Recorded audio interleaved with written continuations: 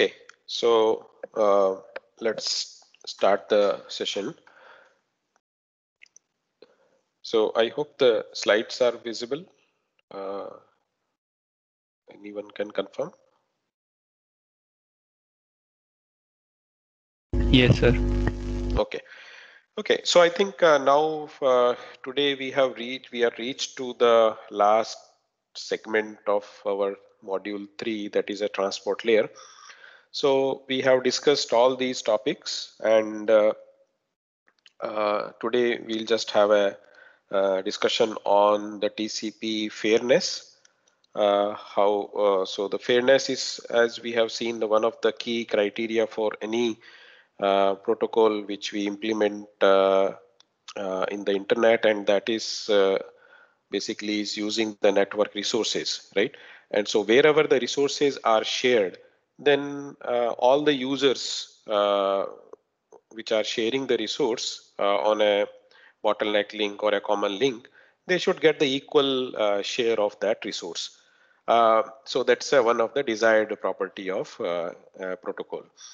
So we'll see that how TCP is good in terms of sharing the resources equal with respect to other TCP flows and the other flows, transport flows like UDP flows.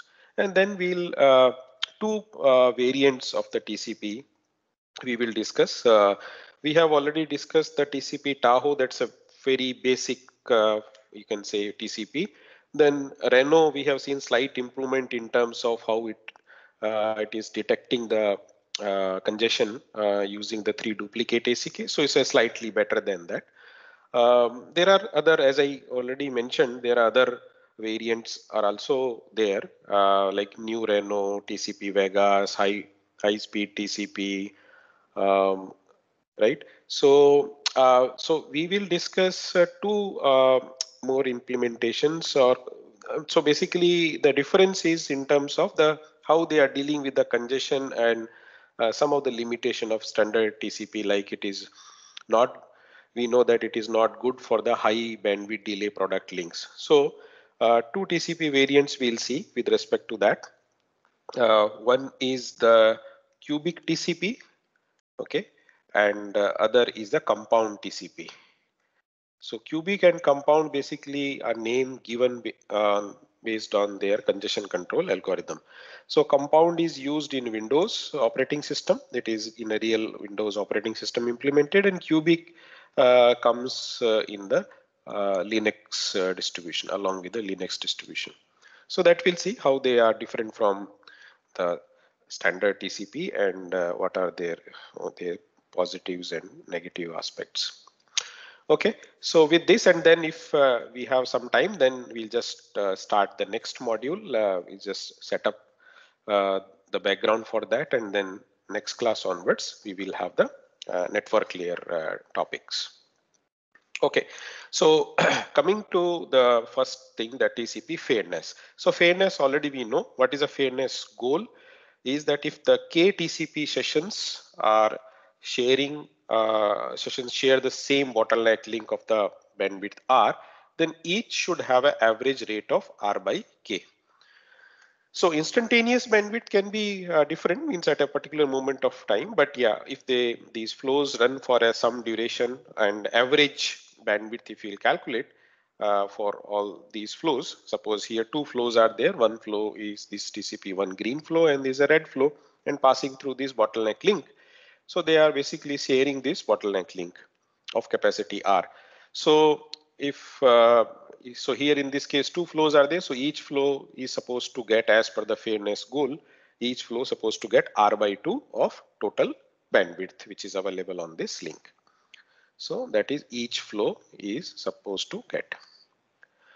Right. So now we just look at, so this is true for the TCP. If you run in simulation, you will see when next week lab onwards, we will do NS2 network simulation. So there we will see all these experiments through the simulation. how the TCP share the bottleneck bandwidth with UDP and other flows, whether the TCP achieve the fairness or not. All these things experimentally also we'll see. But from our theoretical understanding also, we can say if the two flows are sharing and two TCP flows are there, then obviously of a link capacity R. So whenever the total bandwidth used by the two flows, then the total bandwidth used by the two flows exceeding the R, then both flows will observe the packet drop. And once they observe the packet drop, so this is the way how it works. So this is congestion avoidance, and then it will drop to half of the.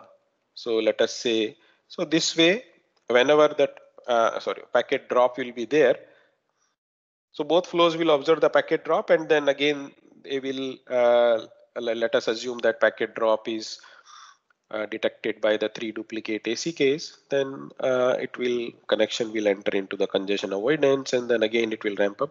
So the idea is that this is a one connection. So similarly, the second connection also can be observed like this only, something like that. So more or less, it will be the flows are, if the flows are synchronized, means their increase and decrease function happens at the same time, means both the flow, whenever a packet drop occurs, then it occurs for the both the flows or all the flows which are shared on the bottleneck link.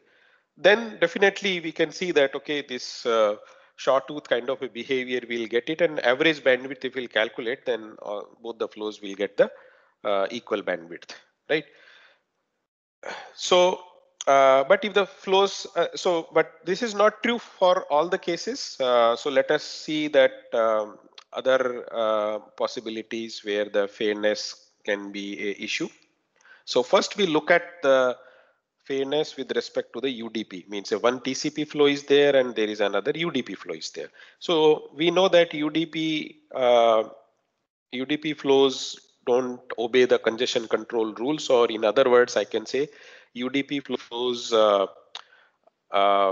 don't implement any congestion control. So means even they cannot, they don't detect the detect the packet losses, or no congestion, you can say, uh, detection is there. So what happens due to that, sender, irrespective of the whether the packet is dropped, or because it is not, reliability is not a feature of UDP, so sender is continuously sending with a certain rate, right? So that depends upon that application, at what rate the application is providing the data to the UDP transport protocol, and then the corresponding UDP flow will throwing the packets in the network accordingly, right? So what happened due to that, if you see, if you try to visualize the scenario in which one TCP flow is there and one UDP flow, and they are sharing. So here in this case, in place of the second TCP connection, there is a UDP connection is there. Now UDP connection, because it is not reducing whenever a packet loss is there, even it is not detecting the packet loss itself, then what happened in that case, when the total bandwidth use increases more than the capacity of this bottleneck link R, then the TCP will definitely both will observe the packet loss, but TCP is reacting on the packet loss by reducing its sending rate by half, or by making its congestion window as a half, same meaning is there. Then TCP will basically slow down a little bit, but UDP is not slow down. So whatever additional bandwidth is there, that will benefit to the UDP flow, and UDP flow will able to send more packets now, right? So you can say that the bandwidth left by the TCP flow, that will be used by the UDP flow. So ultimately, over a period of time, we'll see average bandwidth consumed by the UDP over that link will be more than the TCP. So this is and the UDP protocol, or UDP transport layer protocol is used by the this audio video communication, because in audio video communication, once a while if one or two packet drops, it is okay, but the packet should go on some constant rate. That is the more desirable property of these applications, or you can say these applications favor the packets to be transmitted continuously, right, on some certain rate. Some threshold is there, because if video is coming with certain 10 frames per second or 15 frames per second, then means it looks good to uh, we feel that okay, something is continuous. Otherwise, if the frame rate is less, then what happens? Then it looks okay, it's very odd. We say that okay, no, this particular stream or transmission is not good, and we see something which is giving better experience on a streaming, right? So this is so that's why these multimedia applications they favor a protocol which is not throttling the, you can say, sending rate by due to the congestion control mechanism. So TCP have the congestion control mechanism. So for TCP is not a good choice for as a transport layer for such applications. So only thing is that okay, maybe some because UDP, then okay, more losses are there, very frequent losses are there, like in current communication. Suppose my audio is which you are receiving, it is drops very frequently, then maybe it is not useful. Means you'll say okay, no, it's not a our experience is not good and it's very bad. But occasionally one or two packets drop, that particularly in video anyway, it means very not a problematic. But yeah, audio sometimes it is a problematic, but in audio, in a live kind of a transmission, means you people maybe can interrupt me and say that okay, yes sir, we did not get your last sentence due to some interruption, and then I can repeat. So using that we can the UDP is a better choice, but TCP will not be a better choice, because TCP, whenever network congestion is there, it will maybe it can reduce the sending rate to few MSS only, and that is not suitable for multimedia application. So we can say that multimedia applications running over UDP are not being fair with the TCP. If the TCP and UDP are sharing the common bottleneck, then it's not fair for that. Then we'll see another scenario in which fairness and means parallel TCP connection. We know that web browsers nowadays open multiple parallel TCP connections. So say for example, the client, that browser send the request to the server, and as a response, first HTTP get, it gets the index page. Along with that, it get the links for the subsequent links. Subsequent you can say data objects which are there on the page, like image file, video file, and so on. And then with respect to each image, a separate connection to be open, and then on that object can be transferred. That object can be image or the video file. So in this case, there are two choices. One, the browsers may open one by one connection at a time, and then transfer and then close it, and then again one connection, or maybe it a persistent connection. Then they open one connection and all the objects sequentially one by one transferred over that. But there is another option in which the browsers can open multiple parallel TCP connection, one for each object.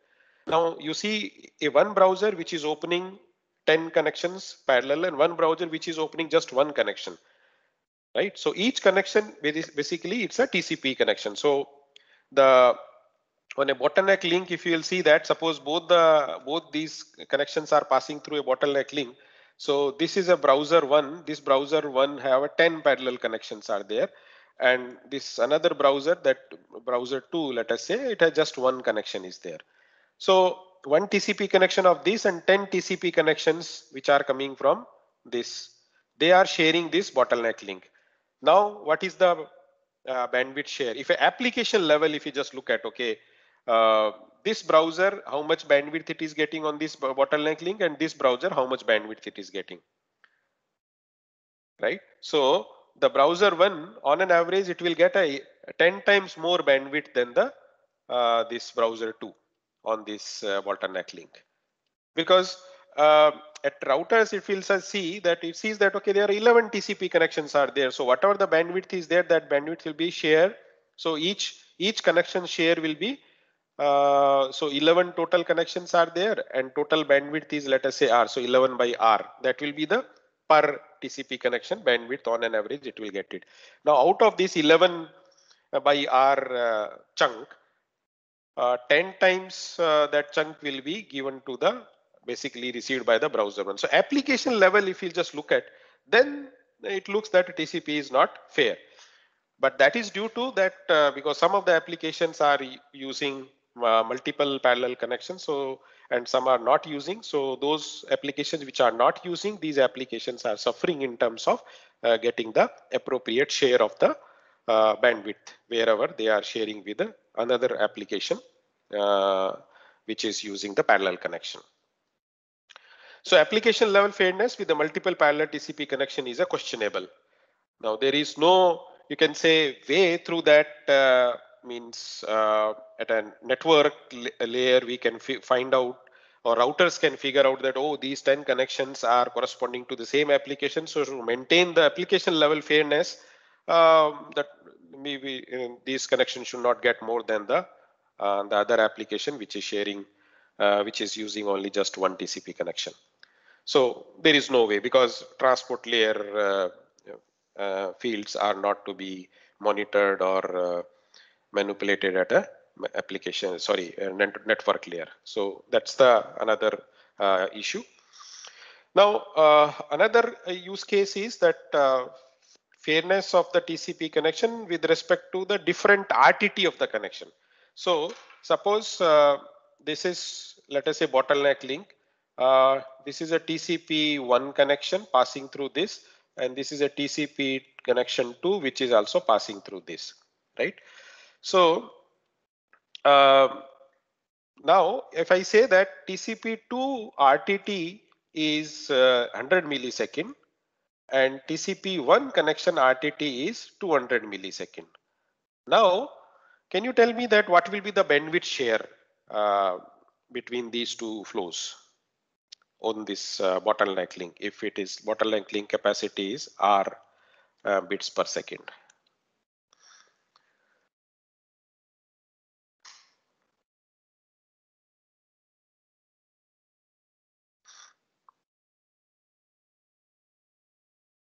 How a TCP connection means grow?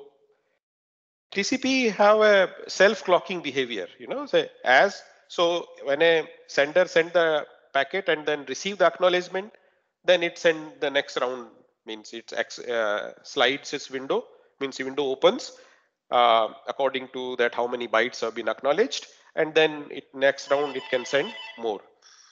If it is so if ACKs are coming fast, means then my sending rate also will be fast. As if the ACKs are coming slow, then the sending rate also will be slow, right? So basically this behavior is called as a self-clocking behavior.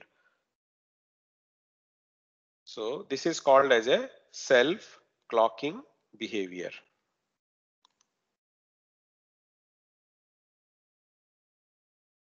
So which connection will get more bandwidth if according to the self-clocking behavior? 100 Mbps RTT connection or 200 Mbps, or what will be the bandwidth ratio between the TCP1 and TCP2 in this case?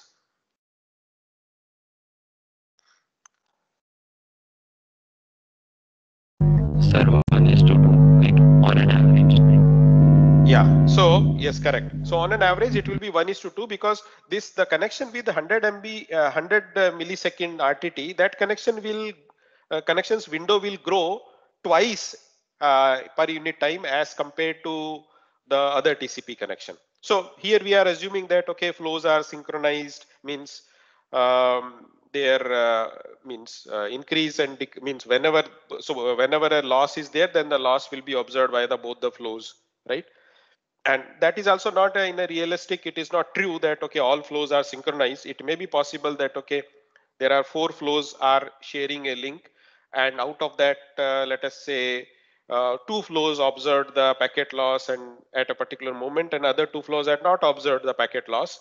Then other flows window will not be reduced, but 2 flows windows will be reduced. But on a longer period, if you'll say if a longer duration connection, Even that unsynchronized flows are also there. They will also be synchronized, means they will also get a equal share of the bandwidth. But RTT will be a problematic, means RTT fairness is not there with the TCP.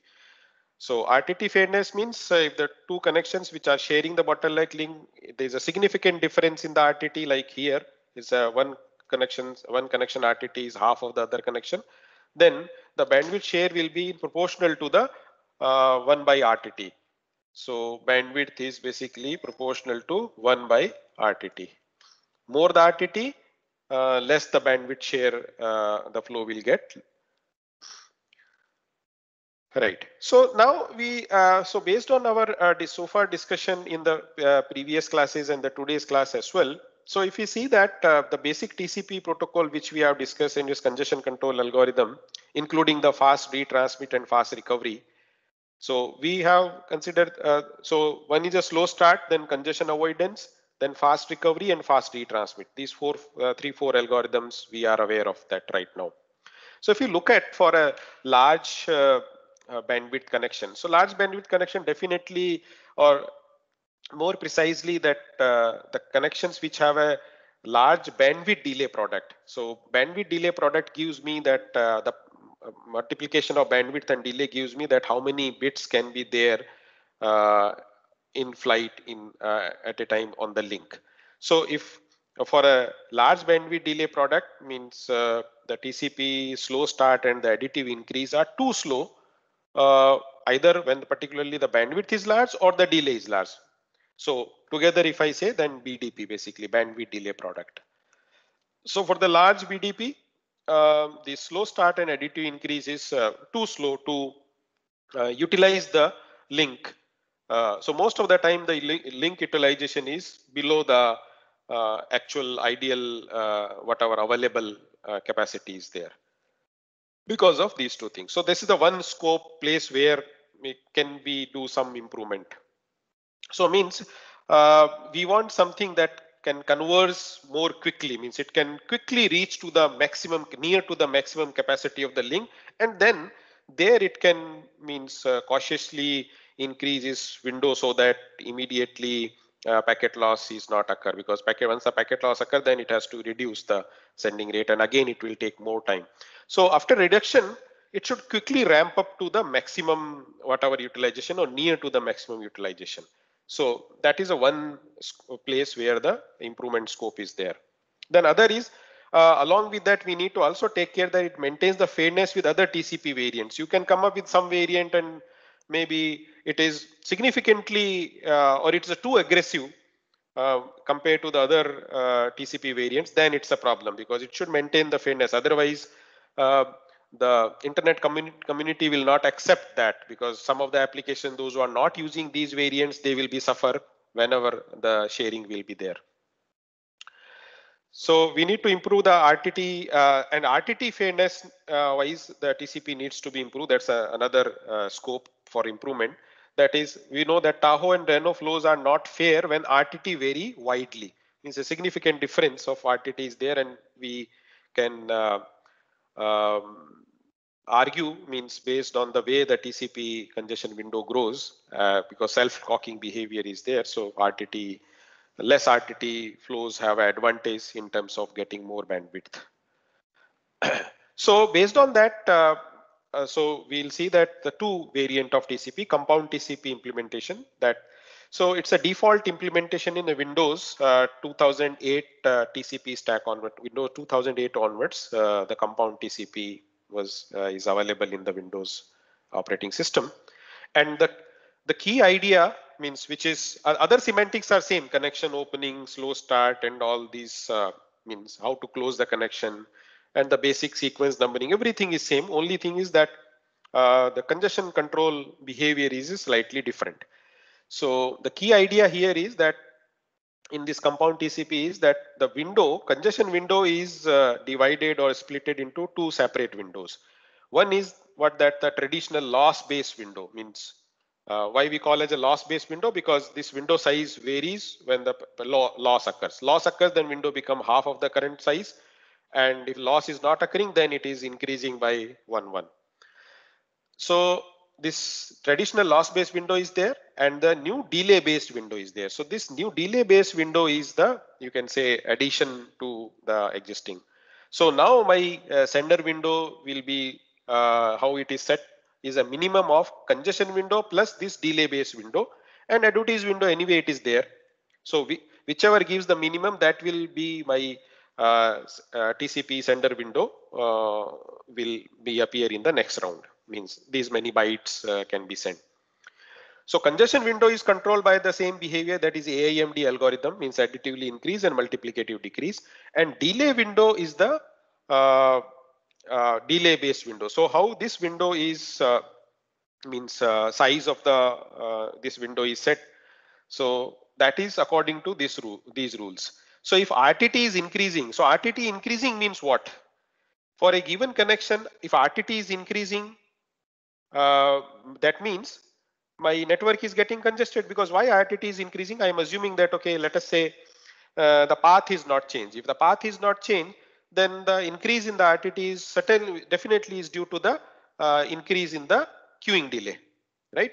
So a increase in the RTT is observed as a, or can be we can say that this network or this link is getting congestion or the queuing delay is increasing, right? So then it is say that, okay, decrease the this delay window. Then you should decrease the delay window, but certainly it should be greater than or equal to 0.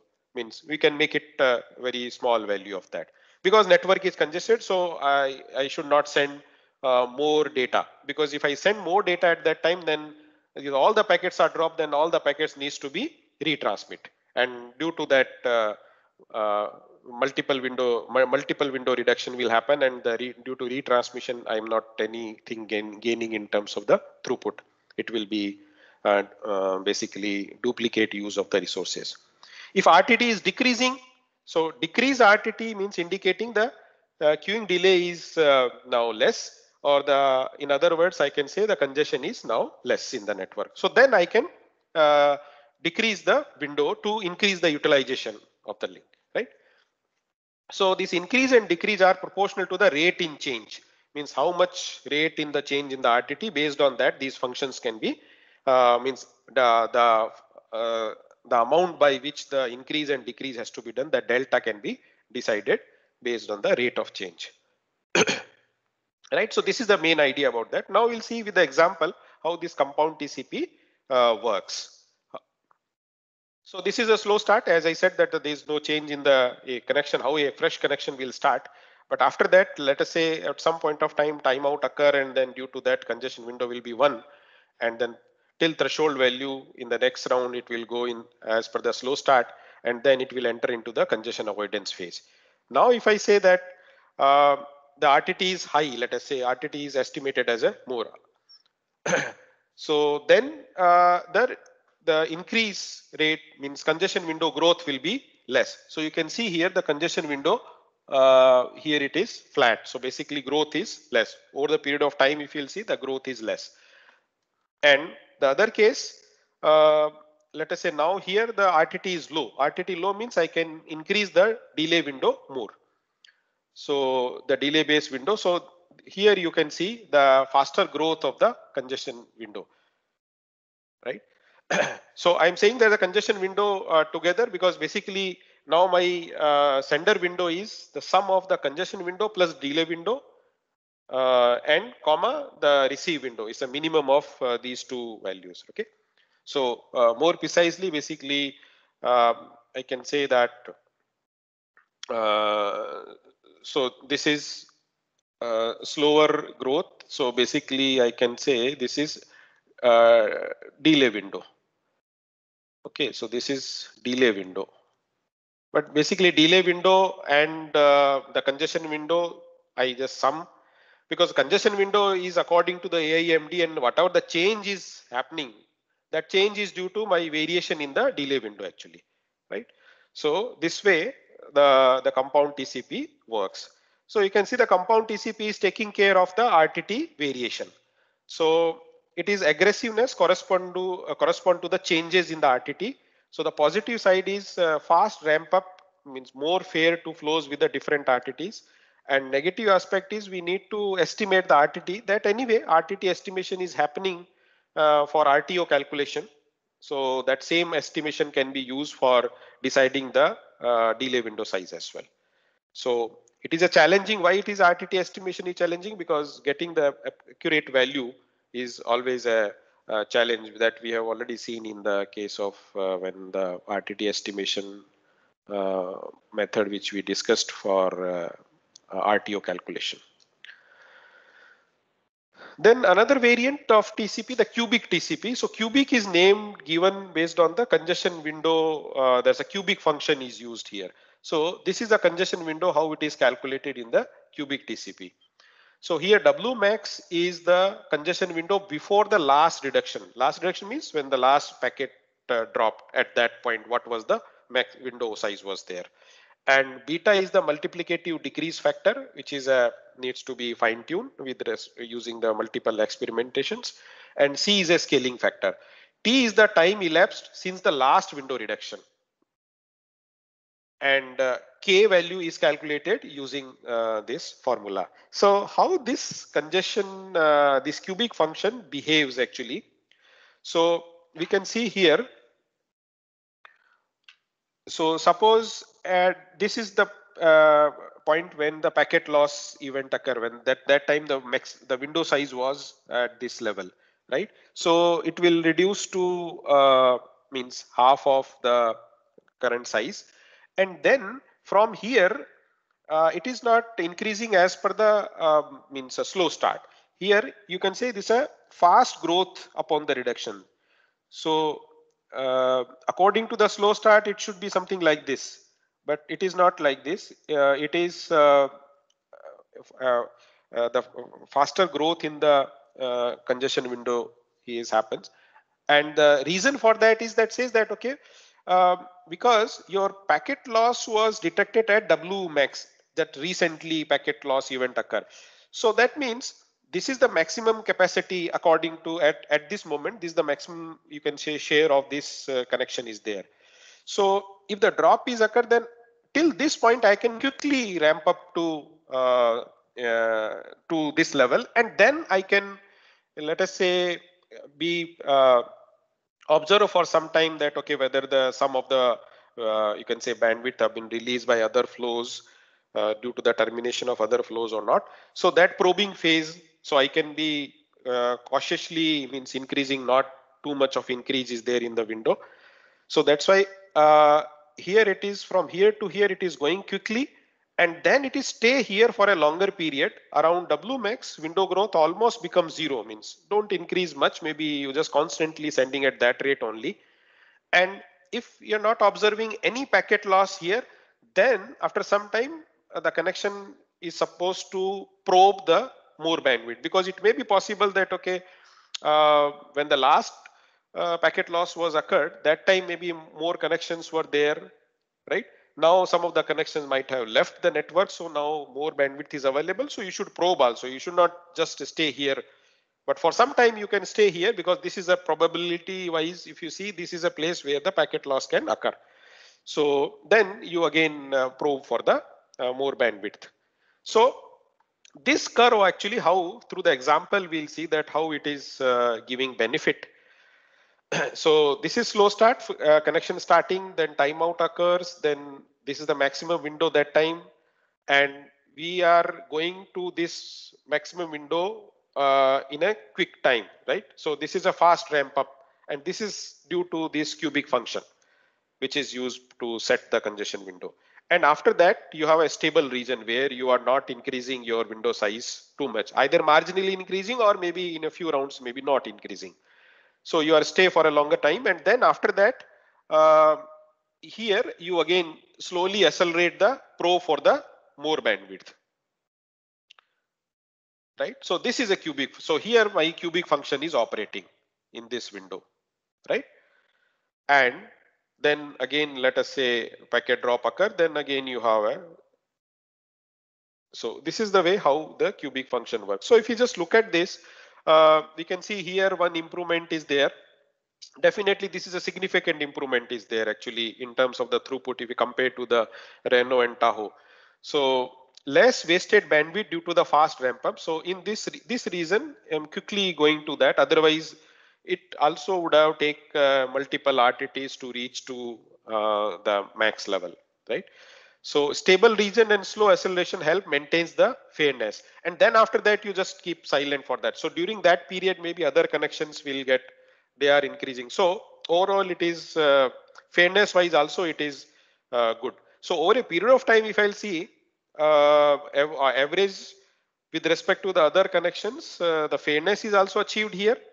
And due to this quick ramp up, the utilization is also improving of the link. So fast ramp up is more aggressive than additive increase. To be fair to Tahoe Reno, cubic needs to be less aggressive.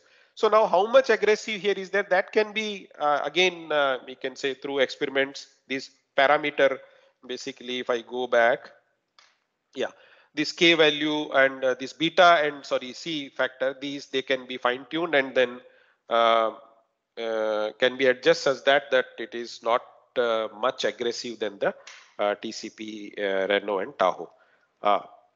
So this is a cubic which is mostly which is there in the all the Linux distribution. Okay, so I think with this we'll close our TCP or the transport layer or congestion control, particularly this topic here. We'll rest here. Although several things are there, but okay, fine. For our first level course, I think this much is enough. I want to make one more point here.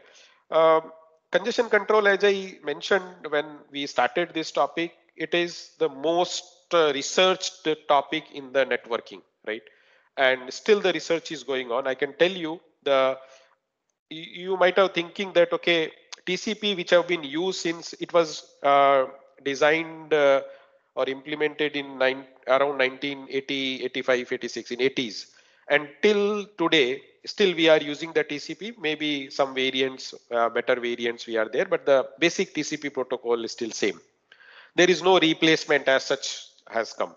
And TCP, if we say I just in one line I want to characterize, then TCP is a loss-based congestion control approach it uses.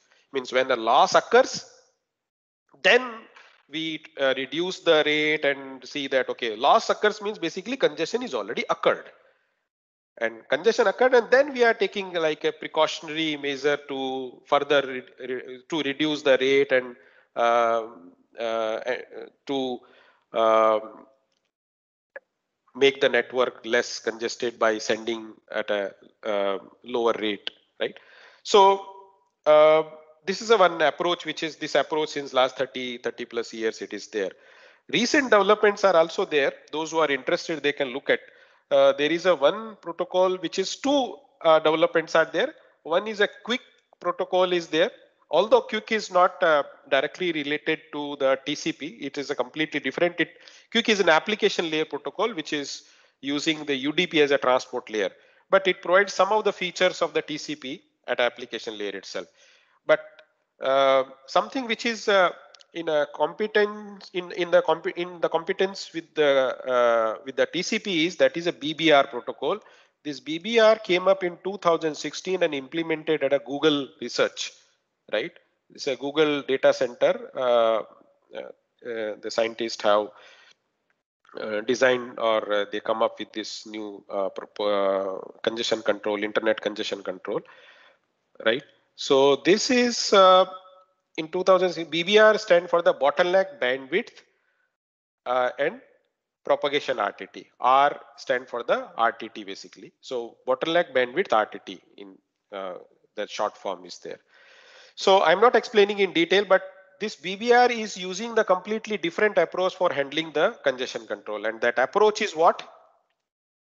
BBR is not allowing to the network to enter into the congestion. So basically it is a kind of a congestion avoidance, and TCP is means it allows the network to enter into the congestion occurs, and then it do the, you can say, reduction in the sending rate and then try to so that the network can come out from the congestion. So fundamentally these two approaches are different in that means one is allowing the congestion, one is not allowing the congestion. Okay. So I just stop here. If you have any quick question, I can take it up, and then in the remaining roughly 10 minutes, I will just set up our next module, basics, and so that in the next class we can start the network layer aspects of internet.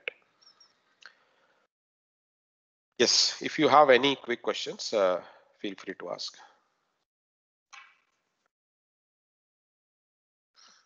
Excuse me, sir. Yes. Sir, I just wanted to ask a little bit about the regulations with respect to TCP. So, like, there are various protocols, various variants of TCP. Some are more aggressive, some are less aggressive. So, is there a regulation, sort of a international organization on internet that is regulating the amount of aggressiveness that we can, or just anyone can make any variant of TCP and run it on the internet? Okay, so the thing is that there is a regulation which is called as IETF, Internet Engineering Task Force. So if suppose you come up with a new variant of the TCP, which is have just like even these variants which has come cubic and this compound and other TCP variant as well, new Reno, TCP SAC and all Vegas and so many are there. So the process is what that first you need to come up with a RFC document, which is called as a request for comment document. That RFC you have to if you want that your protocol gets standardized and then people can start using in the implementations, right? Then you have to first make a RFC. In RFC, if any RFC, just you look at it, means which is with respect to any protocol, you see it's a complete description of very, you can say that there is a the full complete description of that protocol, means everything is there, and there is a certain way to write how to write the RFC. So that document is you have to make it public through the IETF, and then the IETF will put it for the request for comments for others, set some you can say deadline for that. There is always a lifetime for each RFC, and comments are invited, and based on these comments and observations from others, people come up with their own arguments to say that okay, whether it is good, not good, where it is failing, where it is not meeting the internet design principle and so on. And based on that, that RFC is get standardized. And once it is standardized, then we say that then IETF says that, okay, yes, now this RFC people can use for in the real implementations. So that's the process. Now come to that, this thing means these protocols like, so if, as I said that, okay, if you make a completely drastically different protocol, which is overshoot the TCP, it means, or you can say which is with respect to the TCP protocol, it is very aggressive. It means its fairness criteria is not meet by that. Then that will not be, this kind of protocol will not be accepted by the IETF community. That's the one thing. So it should be means at par to that. Not necessarily exactly if you are doing some improvement, then certainly it will be slightly aggressive. Like Cubic is also aggressive. But on an average, if you'll say, okay, no, it is not, means Reno and Tahoe also, they are also not, means they will also get a decent, you can say, bandwidth if wherever it is sharing. It is not like that. It is completely means kick out from means getting more bandwidth on the link. So this is the rules and regulation which is there. So arbitrarily, no one can come up with something and then implement. And first of all, the people will not in a like in a protocol, real protocol, this operating system protocol stack, communication protocol stack, it will not be accepted or adopted by the community. Okay, sir, got it. Okay, yeah. Okay, so let us move to the our next thing. So now we are moving to our network layer. So network layer, as in the beginning of the semester, we have seen each layer's responsibility. So network layer responsibility is what? So if you see that application layer have created a message, now application layer is choosing one of the transport layer service, either UDP or TCP, right? As an application developer, decide that, okay, whether TCP is a more appropriate for this application, or UDP. Accordingly, it will choose a TCP or UDP port, and then a segment TCP. Now, let us say TCP is chosen, then TCP segment is created. Now, this segment TCP layer needs to give to the network layer, so that that segment can be transported from the sender to the receiver, right? So this sender, from the sender to the receiver, the journey is controlled, or you can say governed, by the network layer. Now the network layer responsibility is there. Okay, so from the postal analogy, postal department analogy means, as an application layer, I have written the letter or some message, something, and then put an address on that, and then that letter so I have, let us say, two choices. One is a courier service, other is a Indian postal service.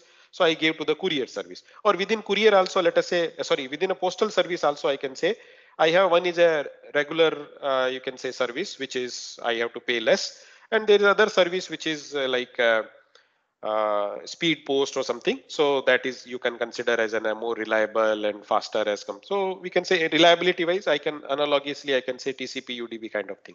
So whatever choices are given, I means put into that service, that, okay, give to that service. Now postal department, they have a network. They will now send this my letter from this location to, let us say, Bangalore, right? So they have their network. So they will use road, air, or whatever transport links you can find.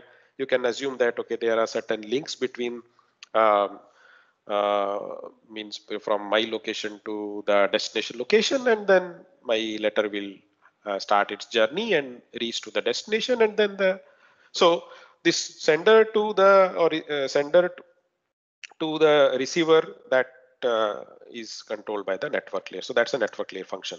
So we will different aspects of the network layer we will discuss. Network layer service models we'll discuss. Two basically service models are there. We'll see the datagram, and one is something connection based, this thing. So anyway, so these are the topics which we'll discuss: routing, etc. All these. So I'm not blue. So let's see here. So this is the scenario now. So this is a sender, and this is a, let us say, receiver. So you know that all layers are implemented as sender receiver, and then intermediate hops implemented up to the layer 3. So the network layer, so you can say this is a network layer basis. So network layer, each intermediate node have a network layer actually, right? And above the network layer, these application and transport layer, they only reside at a endpoints, which are called as a sender and receiver. So the transport, so network layer job is to transport the segment from sending to the receiving host to host communication. So on sending side, means network layer encapsulates the segments which are created by either TCP or UDP into the datagrams. So now at a network layer, we call the packet or bunch of bytes we call as a datagram. On receiving side, so receiving side delivers the segment to the transport layer, because on the sending side, it is this network layer is getting the segment from the transport layer, and at receiver side, network layer will receive, and it will give to the transport layer. So taking from the transport layer and giving back to the transport layer at the receiver side, that till that point, the responsibility of that segment is with the network layer. So particularly what it decides what route it will take from source to destination, which route it will take, which intermediate hops will be there, which path it will take. That is the primary, you can say, decision which is taken by the, along with the other things are also there, but this is something we can understand from very at a basic level. That path is basically decided, and for that path, how the path is now maintained, whether it is a end to, I mean, from the source itself, the entire path is known, or a path is known or path is unfolded at every hop. So it goes from here to, let us say, Jaipur. Now Jaipur to, now it is saying, okay, which direction I should go? Okay, Delhi. Okay, then Delhi to, like that. So this way, at every hop, it decides, or the, you can say, the logic is implemented in such a way that at every hop it look at something, and then based on that it redirect to the next hop. And other way is that, okay, from here itself a path is decided at a source itself, that okay, yeah, this is a path it will take, these are the intermediate hops it will take it, and then intermediate hops, it is not taking decision according to the decision which was taken at a sender itself, sender location itself, that packet will be routed. So these devices which are doing this job or this task, these devices called as a router. So router examines the header fields in all IP datagrams passing through it. And examining means basically is looking, and then based on the destination IP address. So IP routers decides which next hop the datagram will be forwarded.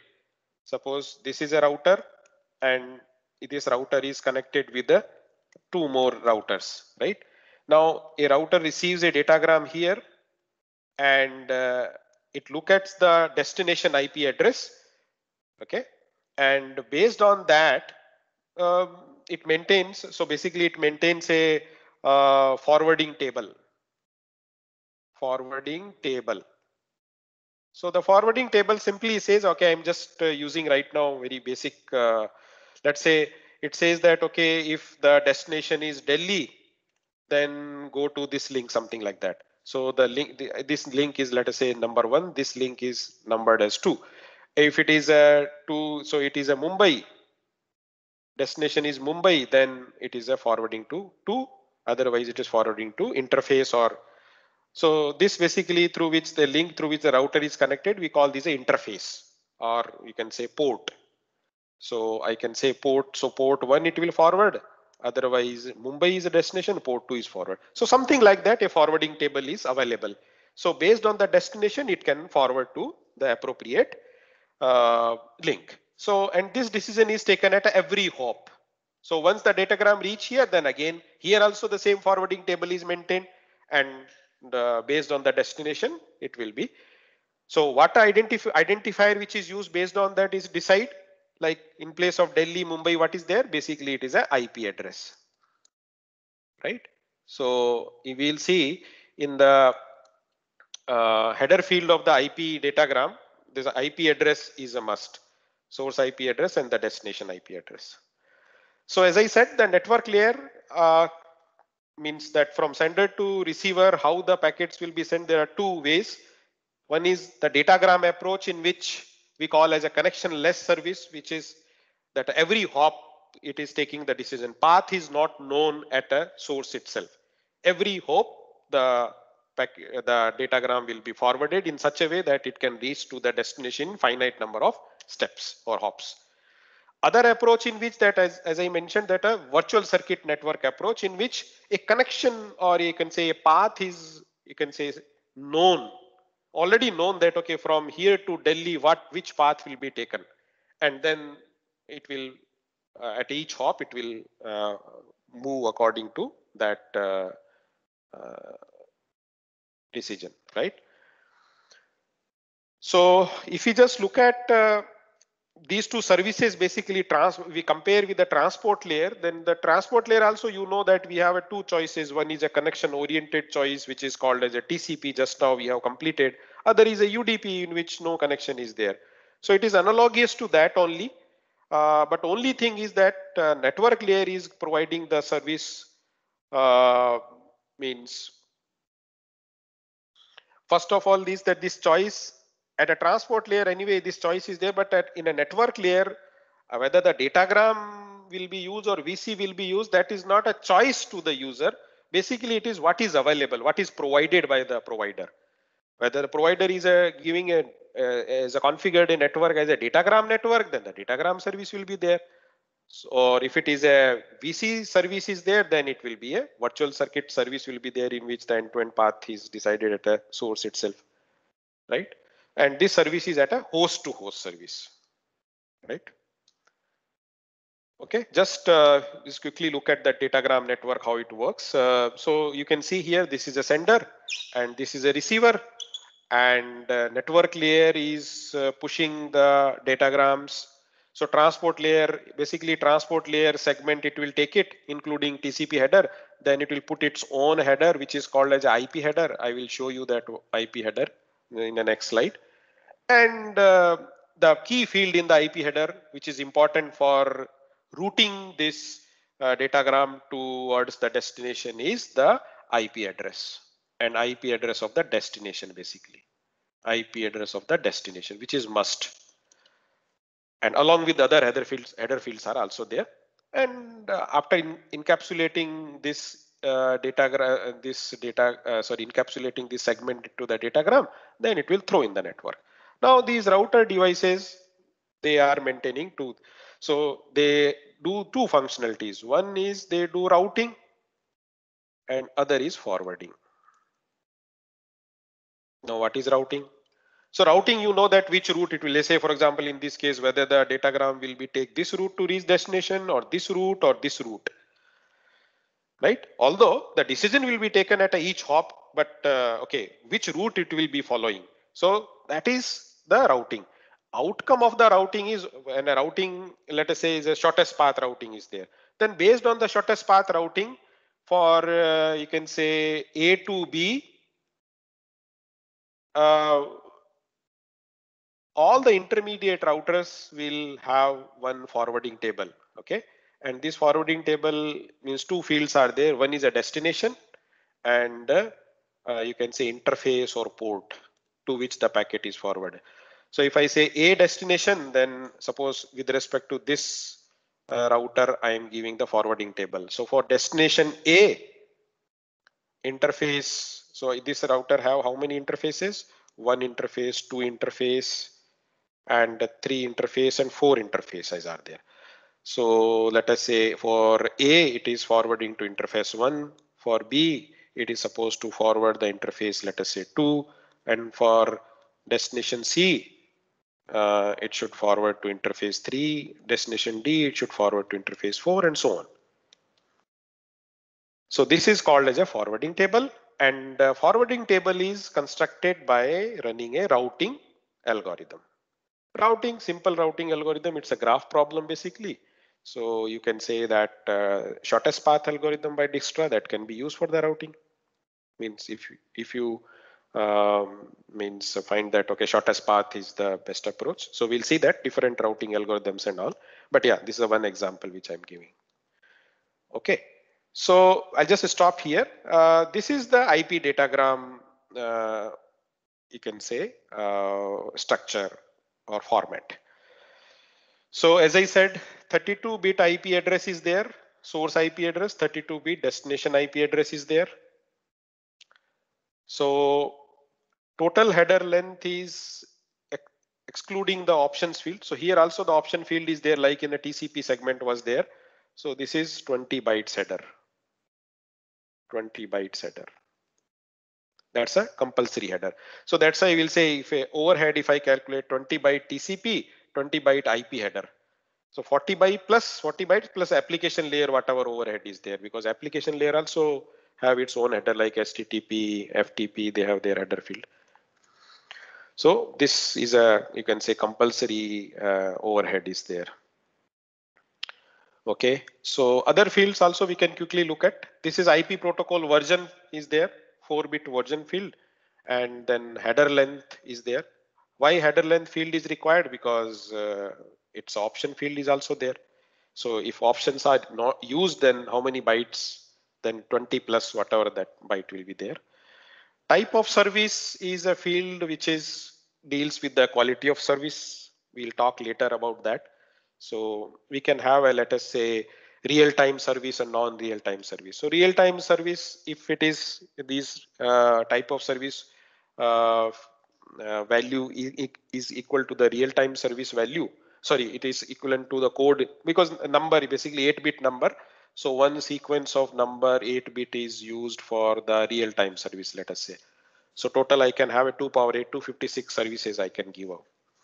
So then accordingly, maybe routers can process the packet, whether it's a real-time traffic, non-real-time traffic, or any other multiple types of services. Not much used, this field is not used actually, because routers need to process that.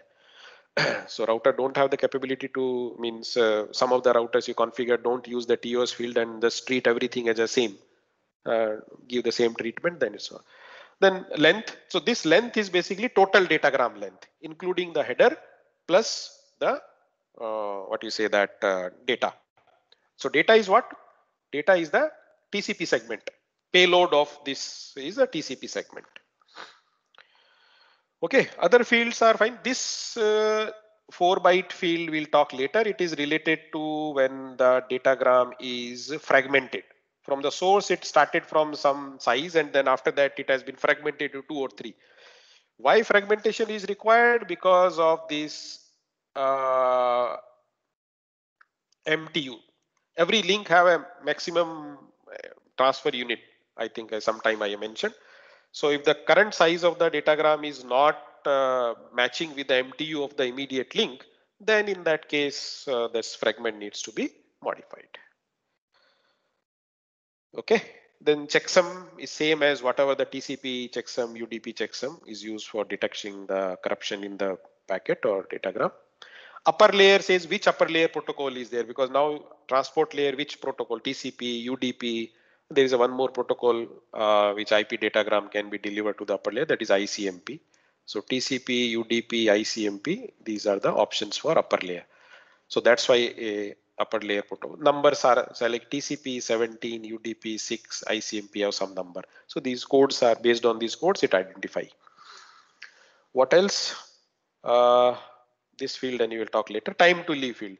So the time to leave, basically, it is a maximum number of remaining hops. So at a beginning, it is set as a, let's say 15. So then once it reach to the first hop, then 15 becomes 14. This field become 14. Next hop reach, then 14 become 13. And like that, either it reached to the destination before this time to leave field becomes 0. Otherwise, that packet will be dropped. And this is basically set for because what happens sometime my routing loops are created in the net topology. We'll see that when we'll do the routing protocols. Due to that, it may my packet stuck into 2-3 nodes, and then it will be infinitely forwarding if this field is not set. So they said that okay, fine, 15 within the 15 hops, the packet should be delivered to the destination. If it is not delivering, means it is stuck in some loop.